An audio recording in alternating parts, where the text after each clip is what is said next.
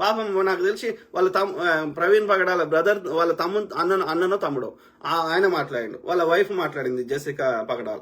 So వాళ్ళు ఏం చెప్పిర్రు, అరే ఇంత చెత్త ప్రచారం చేస్తున్నప్పుడు ఇది కాదు మా హస్బెండ్ తాగడు, మా హస్బెండ్కి ఇట్లాంటి అలవాటు లేవు, ఎన్నడన్నా తాగి రక్షణ టీవీలోకి వచ్చిండా, ఇంకో దగ్గరికి వచ్చిండా, ఎక్కడన్నా మినిస్ట్రీలోకి పోయిండా, ఆయనకి లేదు అని వాళ్ళ భార్య చెప్పాలి కదా, వాళ్ళ కూతురు ఇంకా వాళ్ళ కుటుంబ సభ్యులు చెప్పాలి కదా.